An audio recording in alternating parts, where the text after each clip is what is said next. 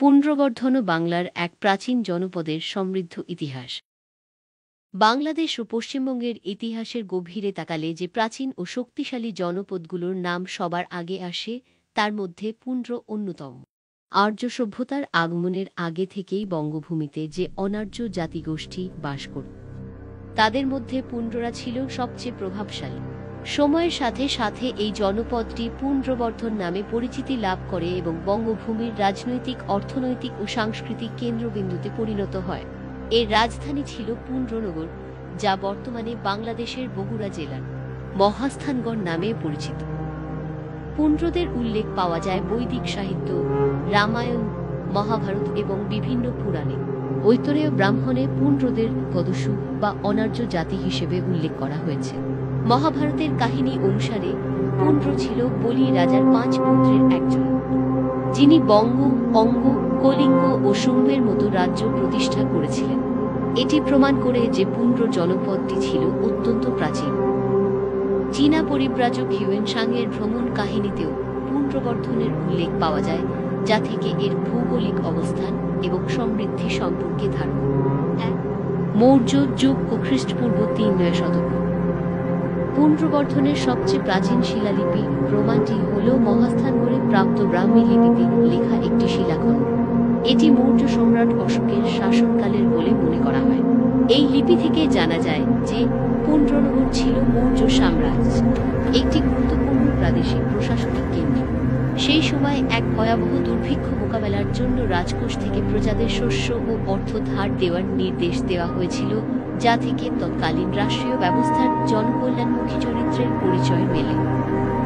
গুপ্ত যুগ ও খ্রিস্টীয়।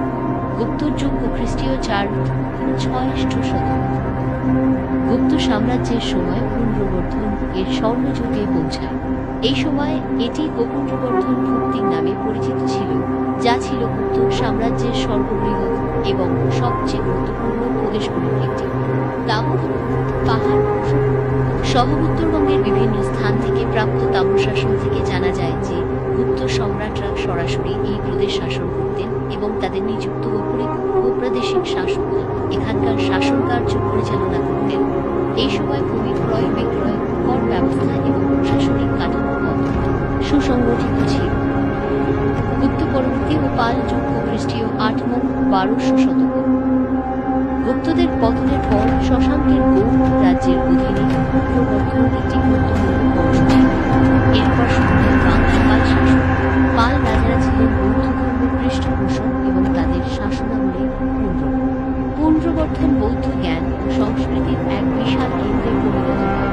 বিশ্ববিখ্যাত শম্ভু মহাবিহার পাহাড়পুর বৌদ্ধবিহার এই পুন্ড্রবর্ধনের মধ্যেই অবস্থিত ছিল, যা পাল রাজাদের অধীনে প্রশাসনিক ও অর্থনৈতিক শিখরে ছিল। সেন যুগ ও খ্রিস্টীয় 12 শতক। পালদের পর সেন রাজবংশ বাংলার ক্ষমতা দখল করে।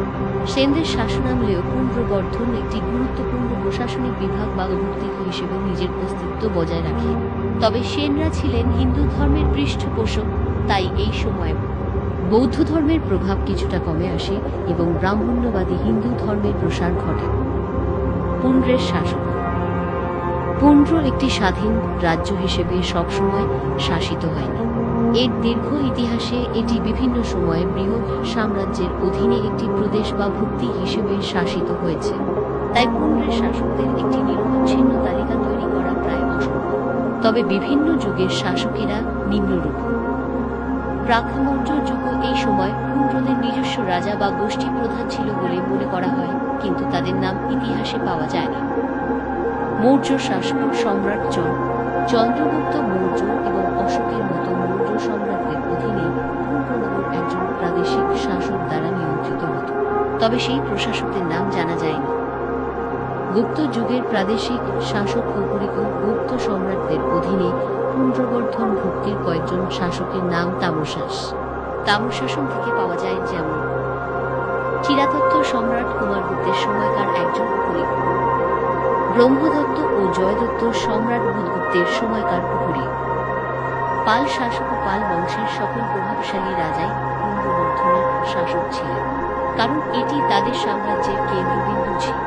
উল্লেখযোগ্য পাল রাজারা হলেন গোপাল পাল বংশের প্রতিষ্ঠাতা, ধর্মপাল ও সোমপুর মহাবিহারের প্রতিষ্ঠাতা, দেবপাল পাল সাম্রাজ্যকে সর্বাধিক বিস্তৃত করেন, মহিপাল প্রথম পাল বংশের ঋতু গৌরব পুনরুদ্ধার করেন। সেন শাসক ও সেন বংশের রাজারাও পুনর্বর্ধনের উপর নিজেদের আধিপত্য বজায় রেখেছিলেন। এদের মধ্যে উল্লেখযোগ্য হলেন বিজয় সেন, অল্লাল সেন, লক্ষণ সেন। অর্থনীতি ও সংস্কৃতি। পুনর্বর্ধনের ভূমি অত্যন্ত উর্বর হওয়ায় কৃষি ছিল অর্থনীতির মূল ভিত্তি। এখানে প্রচুর পরিমাণে ধান, ইক্ষু এবং উৎকৃষ্ট মানের তুলা উৎপাদিত হতো। এখানকার পৌন্ড্র নামক সূক্ষ্ম বস্ত্রের খ্যাতি ভারত জুড়ে ছিল। নদীপথে বাণিজ্য ছিল অত্যন্ত উন্নত। ধর্মীয় দিক থেকে পুনর্বর্ধন ছিল বিভিন্ন ধর্মমতের মিলনস্থল। এখানে প্রাচীনকালে জৈন ধর্মের ব্যাপক প্রভাব ছিল। এরপর বৌদ্ধ ধর্ম এবং হিন্দু ধর্মের প্রসার ঘটে। মহাস্থানগড় এবং এর আশেপাশের প্রত্নতাত্ত্বিক নিদর্শনগুলো এর বহু সাংস্কৃতিক পরিচয়ের সাক্ষ্য বহন করে।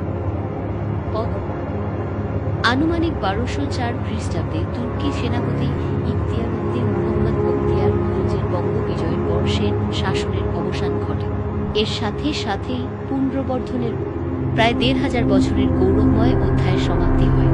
মুসলিম শাসনামলে প্রশাসনিক কেন্দ্র লখনৌতে গগৌড় স্থানান্তরিত হয় এবং ধীরে ধীরে পুনর্বর্ধন নামটি প্রশাসনিক দলিল থেকে হারিয়ে যায়। পুনর্বর্ধন কেবল একটি জনপদ বা প্রদেশ ছিল না, এটি ছিল প্রাচীন বাংলার সভ্যতা, সমৃদ্ধি ও সংস্কৃতির প্রতীক। এর রাজধানী পুণ্ড্রনগর বা আজকের মহাস্থানগড় আজও তার বুকে ধারণ করে আছে হাজার বছরের গৌরবময় ইতিহাস, যা বাঙালির শেকড়ের সন্ধান দেয়। প্রাচীন বাংলার অন্যতম প্রধান এই কেন্দ্রটির ইতিহাস জানা প্রত্যেক বাঙালির জন্য